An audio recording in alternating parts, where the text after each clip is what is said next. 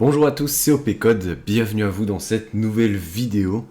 Aujourd'hui, on se retrouve pour un nouvel épisode de l'exploitation binaire, donc la série. Et aujourd'hui, on sera toujours sur un buffer overflow, mais ça va être un buffer overflow non stack based, donc il va pas être stack basé, il va pas être basé sur la stack, il va être basé sur la heap. Donc, qu'est-ce que c'est que la heap? La heap, c'est une zone mémoire, d'accord?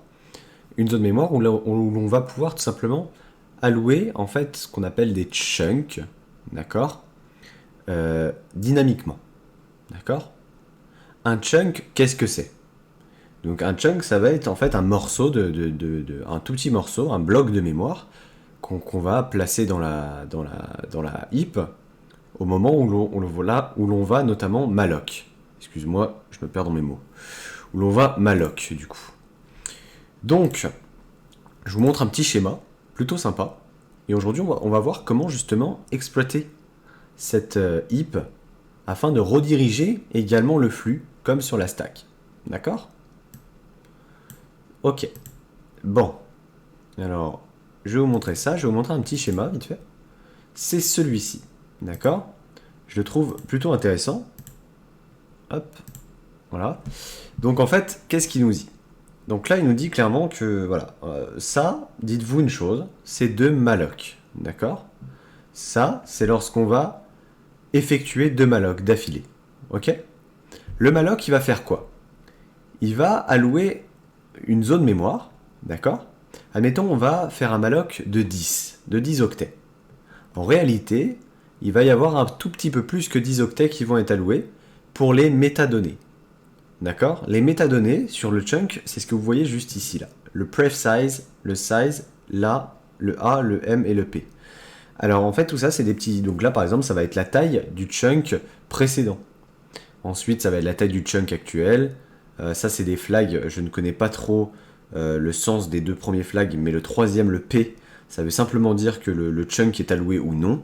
Si le chunk est alloué ou non. D'accord? Et donc le deuxième chunk, voilà, c'est celui-ci. Si vous voyez bien, en effet, il y a un petit carré rouge là où il y a le data chunk 1. En fait, ça veut dire qu'on va réussir à dépasser sur ce chunk 2, d'accord, avec la data du chunk 1. Ok? Ok. Donc dites-vous qu'ici, c'est votre espace de données. C'est là où vos données vont être mises, dans vos chunks. D'accord? Jusqu'ici, tout va bien.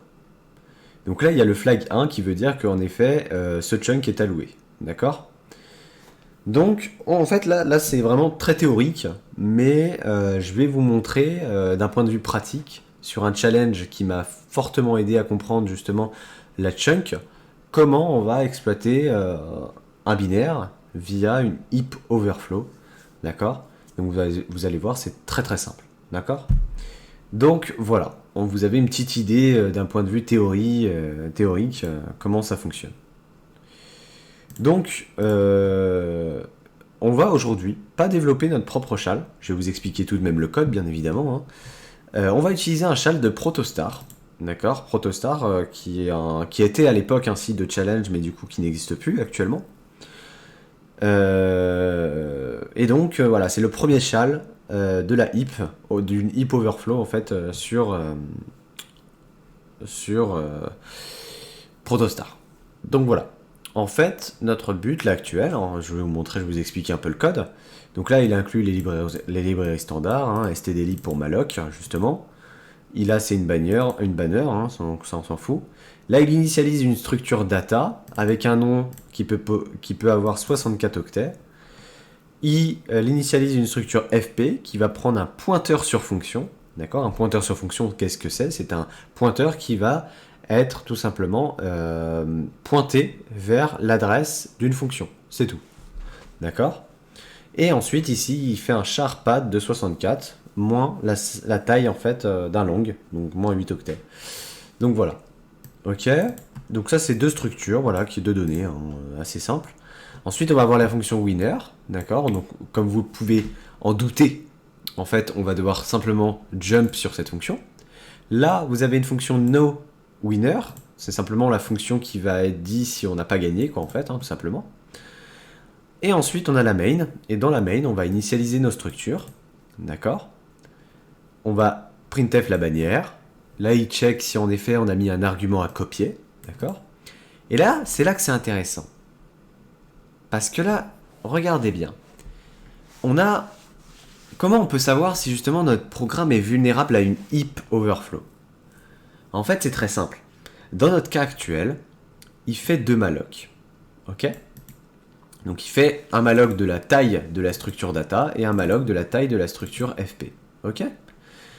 Jusqu'ici, tout va bien. Sauf que à la fin, il ne free pas. En fait, à la fin, à chaque fois que vous allez malloc, il va falloir que vous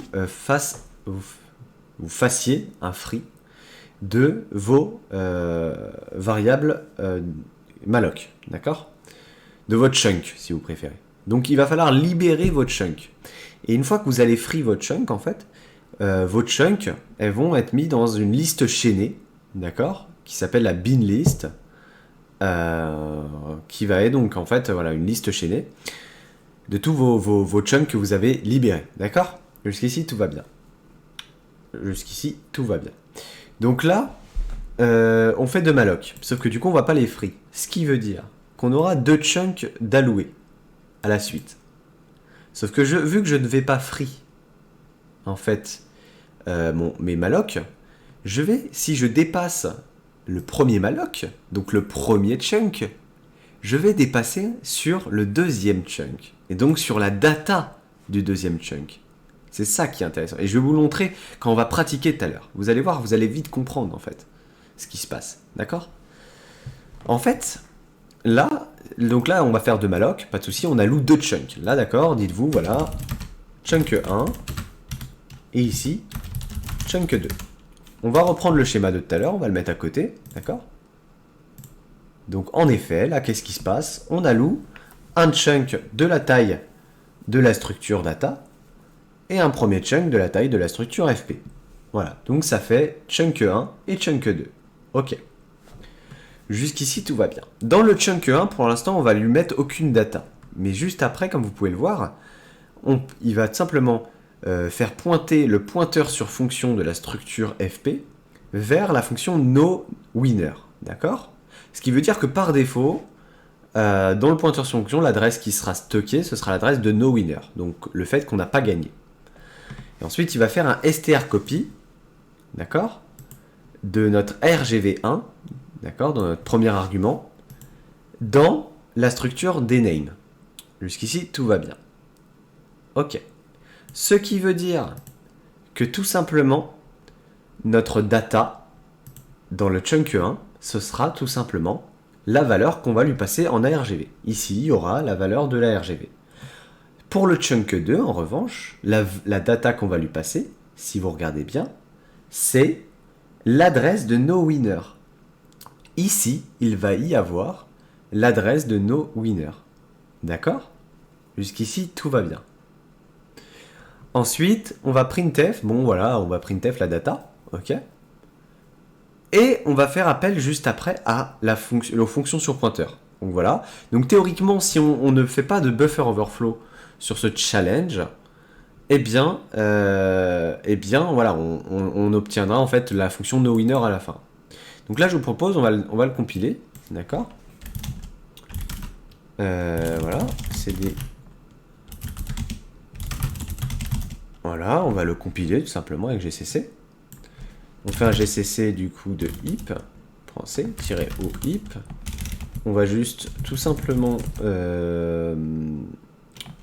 alors, je sais pas si par défaut, il va nous mettre... Ah oui, alors attendez. Level name. Bref, on s'en fout. À la limite, hein, on peut mettre n'importe quoi là. Voilà. Voilà, on s'en fout pour le moment de ça. C'est pas ce qui est important. Ok, si je fais un check sec, on va checker les sécurités comme je vous avais montré sur la vidéo précédente. Là, voilà, il a un NX enable, d'accord, mais on s'en fout, parce que nous, en fait, ça va être la heap exécutable. Alors, je ne sais plus c'est quoi le flag, gcc, disable, heap, no exécutable. Hop, on va regarder un petit peu le flag. Je me souviens plus. Alors, attendez... Normalement, ouais, non, non, normalement, ça devrait être plutôt pas mal. Ça devrait être pas mal. Normalement, je peux en effet exécuter. Normalement, si tout va bien. On verra bien.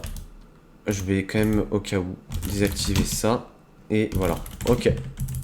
Ah oui, et un OPI, par contre, ce serait pratique aussi. -no-pi. Et je pense que là, on serait plutôt bien. D'accord? On n'a aucune protection. À part la SLR, mais on s'en fiche un petit peu. Il n'influe pas sur notre binaire. Ok. Donc, très bien. Donc là, si j'exécute mon heap, hein, théoriquement, voilà, il me dit de spécifier un argument. Test. Voilà. Ok. Bon, du coup, clairement, il me dit, voilà, il me dit clairement, voilà, que je n'ai pas gagné, quoi, hein. Il passe ici, en fait, hein. D'accord? Donc, voilà. Ok. Donc maintenant, on va utiliser Gef. Donc GDB, enfin Gef, c'est un module de GDB, donc un plugin, qui est très, très, très utile pour l'exploitation de heap. Alors, je vous le conseille fortement, parce que, en fait, on va pouvoir analyser les chunks en direct. Voilà. Donc c'est super intéressant. Les chunks alloués, les bins, on va tous pouvoir en fait les checker. Et c'est ça qui est intéressant en fait. Et leur état. Donc voilà. On va pouvoir faire un petit GDB de heap. Ok. Donc on va tout d'abord, start le binaire. Voir un peu ce qu'il nous donne. Ok. Donc là on arrive ici. En effet, qu'est-ce qu'il va faire? On va pouvoir faire des next instructions, comme sur la vidéo précédente, que je vous invite à regarder avant celle-ci, bien évidemment, parce qu'il est vrai que je vais un peu moins dans les détails sur celle-ci, parce que pour moi, vous voyez un peu plus comment ça marche par derrière. Donc la heap, voilà, il y a rien, enfin, il y a d'autres notions, mais que je vous expliquerai pas dans cette vidéo, parce que ce n'est pas utile pour le moment, pour cette exploitation. D'accord? Donc voilà. Je vous ai expliqué simplement la heap de base, hein, vraiment le truc tout basique hein, de la heap. Voilà. Donc là, en effet, ça, on s'en fiche un petit peu. On s'en fiche. Là, ce qui va nous intéresser, nous... ah oui, bah oui, on lui a pas passé d'argument, du coup, théoriquement, il n'est pas très content. Donc, du coup, hop. En fait, si là, on va faire un breakpoint dans la fonction main, on va faire un B étoile. Donc un breakpoint, c'est pour dire qu'on va jump une fois notre binaire start, en fait. On va jump, en fait, on va s'arrêter à cette adresse-là. Donc moi, je vais m'arrêter après les deux malloc. C'est qu'on va faire après le premier malloc. Ok. Ok. Voilà, je vais m'arrêter après celle-ci. Donc on prend son adresse, on fait un B étoile de cette adresse, et là on va pouvoir run. On va run avec un argument. Donc par exemple, en l'occurrence, je vais lui passer comme data test. Donc vous imaginez que là, ce qu'on fait théoriquement, c'est que vu qu'il copie ça dans le name à RGV, eh bien on copie notre valeur RGV1, notre valeur test, elle va être copiée dans le chunk 1, le numéro 1. Donc là on s'est bien arrêté après le malloc. Pour voir l'état des chunks, vous allez faire le mot-clé heap et chunks. Et en effet, vous pouvez voir voilà, que dans la heap, on a bien des chunks. Ok. Jusqu'ici, tout va bien. Ok. Sauf que là, en fait, on a malloc, mais on lui a mis encore aucune valeur. Donc là, ce que je vous propose, c'est qu'on va any jusqu'au moment où justement, donc là, théoriquement, si on refait notre fameux chunk x, voilà, il a bien mis de malloc. Ok? Il a bien mis de malloc. Donc maintenant, si je continue, je vais faire un any, d'accord? Merde. Any. Et là, c'est intéressant. Regardez bien ce qui se passe. On va copier la valeur dans la structure. Hop, on fait ceci. On recheck les chunks. Et regardez bien ce qui se passe. Notre valeur test, elle a bien été dans notre premier chunk. Ok? Jusqu'ici, tout va bien. Donc là, ces paramètres-là, c'est simplement notre test. Ok? Jusqu'ici, tout va bien. Maintenant, on sait que voilà, on a du Donc là, on a alloué un malloc, on a fait un malloc en fait justement de notre fameux la taille de la structure data, d'accord. Et comme vous pouvez le voir ici, en fait, c'est intéressant. Ce que je vous propose de faire là, c'est on va désassembler la fonction noWinner. Pourquoi? Alors attendez. Du coup là, on sait qu'en fait, regardez bien. Regardez ce qui se passe. On a le deuxième chunk. Vous vous rappelez que juste après le malloc du f, donc du deuxième chunk, il a mis à l'adresse du pointeur sur fonction l'adresse de noWinner. Et si vous regardez bien, dans le deuxième chunk juste ici, qu'est-ce qu'il y a? C'est l'adresse de noWinner. Regardez, 40 11 ED, 40 11 ED. Ok, jusqu'ici, pas de problème. Ce qui veut dire qu'on a bien compris le fait que dans noWinner, il y avait une data qui était l'adresse de noWinner. Enfin, dans la chunk 2, on va mettre l'adresse de noWinner. Donc, comme vous pouvez le voir, la section data, il y a bien noWinner. Ensuite, on va regarder ici, là. On fait le strcopy. Et donc, on copie la valeur dans le chunk numéro 1. Et en effet, on a bien copié dans le chunk numéro 1. Ok. Maintenant qu'on n'a pas free, bah, qu'est-ce qu'on va pouvoir faire finalement? Rien ne nous empêche là finalement depuis le chunk 1, donc depuis la valeur qu'on contrôle, de dépasser ce chunk 1 pour dépasser sur l'adresse. Ok? Rien ne nous empêche de le faire. Donc, qu'est-ce qu'on va faire? On va faire tout simplement un run et on va mettre plein de A. Ok? On met plein de A. Ok. On run. On arrive après le malloc. Donc là, voilà. Ok. Jusqu'au moment où on va strcopy. Et regardez, si je fais un hit chunks, regardez ce qui se passe. On a réussi à tout simplement réécrire sur le chunk 2. D'accord? Ce qui veut dire que là, théoriquement, il va segfault parce que du coup, le pointeur sur fonction, juste après, vous allez voir, hein, quand on va faire appel à la fonction, voilà, il va faire son move tout ça, et vous allez voir qu'il va segfault. On va segfault parce que du coup, il saura pas en fait où aller quoi. Il saura pas, voilà. Donc voilà, il a bien segmentation fault. Donc on sait que voilà, notre buffer c'est ça. Donc là, on serait tenté du coup vu que c'est un size of de la structure data. Là, on va checker un chunk du coup. Donc là, on va refaire un run. Sauf que du coup, on va faire un... Là, d'abord, on va quitter ça. On va faire un ruby-e, puts. On serait tenté de faire ça. Puts de A fois 64. Ok. On pourrait être tenté de faire ça. Donc gdb, heap. Hop. Je fais mon... j'ai plus mon breakpoint, du coup, je vais le remettre. Enfin, de toute façon, ouais, je vais quand même le remettre. Hop. On va le mettre juste après le strcopy. Ok. On fait notre breakpoint. Juste ici. Et là, on va pouvoir run le binaire, mais du coup avec nos fameux A, qui se trouvent juste ici. Nos 64 A. Ok. Et là, juste après, on va faire un heap chunk. On va voir un peu l'état de nos registres par rapport à ça. En effet, qu'est-ce qui s'est passé? Il n'a pas encore dépassé ici. Pourquoi? Parce qu'on a complété tout notre espace mémoire, là, actuellement. On a complété tout notre espace mémoire. Et je vais essayer un truc. Si maintenant, là, je rajoute des B, je rerun, et que là, je fais un heap chunk, qu'est-ce qui va se passer? Encore une fois, comme je vous l'ai dit, en fait, là, ça n'a pas encore dépassé. Pourquoi? Parce qu'il y a des métadonnées. D'accord? Ces métadonnées, on va devoir les écraser également.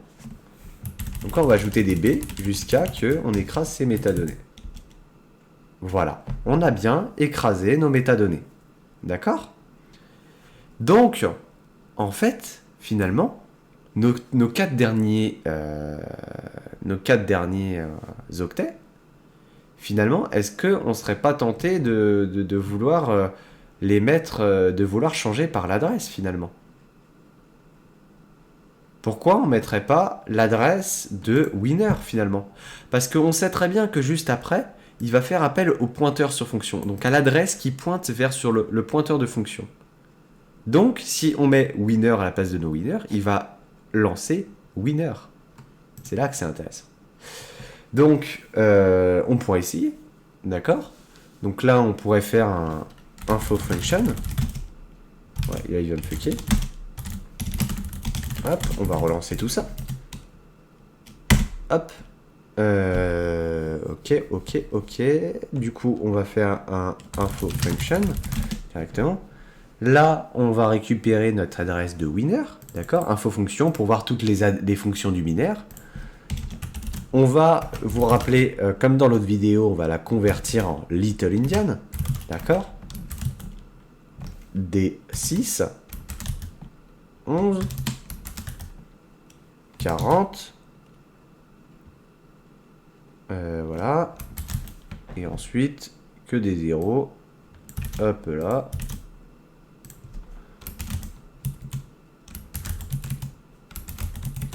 Voilà. Ok. Jusqu'ici, tout va bien. Ok. Maintenant, je vous propose, du coup, qu'on essaye ensemble de le faire. Ok? Donc là, on va générer nos 64A. D'accord? Notre padding, finalement. 64. En fait, on va même pouvoir rajouter du coup 8 octets. 12. Je pense que là, ce sera suffisant. Voilà, hop. Toujours en commentaire. Hop là, donc là, on est sur un binaire 64 bits. Hein. Ok. Et là, du coup, on fait un GDB de heap. Hop là. On va, du coup, on va pouvoir breakpoint quand même. On va faire un breakpoint. On va désassembler main, comme je vous l'ai montré tout à l'heure. Et on va faire un breakpoint à cette adresse juste après, en fait, le strcopy. On va run avec tous nos A. D'accord? Voilà. On va voir déjà, au niveau de la heap des chunks, qu'est-ce que ça donne avec 72, un buffer de 72. Si je fais un heap chunks, voilà. Ah, donc là, on a...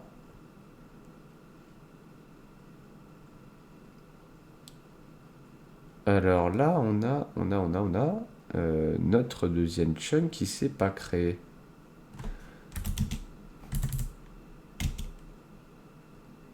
Intéressant. On a notre deuxième chunk qui s'est pas créé. Alors attendez. Donc, hop. Je refais mes A. Hop. Merde, hop. Voilà. On va en enlever. Oui, là, c'est normal. Là, il me rerun comme ça. Mais du coup, jusqu'à qu'on va segfault, en fait. Hein. Vous allez voir, au bout d'un moment, de toute façon, on va segfault. Et voilà, ici, on a segfault. Ok? Je vérifie mes chunks. Voilà, en effet, comme vous pouvez le voir, on a bien segfault, juste ici. Je rajoute un A. On va resegfault et on va rechecker également. Et regardez bien ce qui se passe. On a trouvé notre buffer. Je vais supprimer un A. Normalement. Voilà, là, il y a toujours l'adresse de notre fameuse fonction. Ok? Très bien. Donc maintenant, on sait qu'à partir de ce nombre de A, on va pouvoir réécrire dans l'autre chunk. Donc maintenant, qu'est-ce qu'on va faire? On va prendre cette valeur-là et on va l'écrire dans le chunk, tout simplement. Ok? Je check mes chunks et en effet, on a pu overwrite avec la fameuse adresse. Ok? Jusqu'ici, tout va bien. Donc là, on va essayer notre payload. Je vous propose. D'accord? On va essayer ça. On va l'essayer. On va faire comme le buffer overflow stack base. Je vais faire simplement mon Ruby. -e, puts A fois 80. Du coup, notre padding, c'était bien 80. Je le répète. On incrémente avec notre adresse en Little Indian. Juste ici. Ok. Donc là, on a bien notre payload. Dollar. Hop là. Et en effet, si on lance ./i, congratulations, you have passed this level. Ok. Donc voilà comment on a envoyé notre data. Donc moi, ce que je vous propose, c'est qu'on va quand même débugger, d'accord, voir un peu comment, qu'est-ce qui se passe finalement. Je vous l'ai montré tout à l'heure, mais on va recommencer pour être sûr que vous ayez bien compris. Encore une fois, si vous n'avez pas compris, contactez-moi, d'accord, il n'y a pas de problème. On remet notre breakpoint. On va faire un R de notre fameux payload A fois 80 plus notre adresse en Little Indian du coup qui était juste au-dessus. Hop là. Hop. Voilà, je crois que c'est bon. Ah oui, et voilà. Et donc là, on check, on fait un heap chunks. Et voilà, regardez ce qui se passe. D6, 11, 40, les zéros, nos zéros qui complètent le reste. Et on a bien réussi à placer une nouvelle adresse. D'accord? Et juste après, si on fait un any, en effet, il va nous dire clairement congratulations parce que nous avons réussi à jump vers l'autre fonction. C'est tout. Voilà. C'est tout. Donc voilà, congratulations, you have passed this level. Voilà, c'était donc l'exploitation d'une première heap. Donc c'est vrai que c'est pas de ouf réaliste, on est d'accord. Pour les prochaines vidéos, on verra les UAF, les double free, plein de domaines de la heap comme ça. On verra aussi les ROP, niveau de la stack, base Z et de la heap. On verra plein de domaines dans l'exploitation binaire. Donc j'espère que cette vidéo a été plutôt sympa et assez claire. D'accord. Faut savoir que s'il y a des choses que je dis où j'hésite un petit peu, c'est parce que la heap, je ne suis pas autant confortable qu'avec la stack. Donc voilà, n'hésitez pas à me dire si j'ai fait une erreur, si j'ai dit quelque chose, si j'ai fait une erreur, si j'ai dit n'importe quoi. N'hésitez pas. Donc voilà. En tout cas, je vous souhaite une bonne soirée.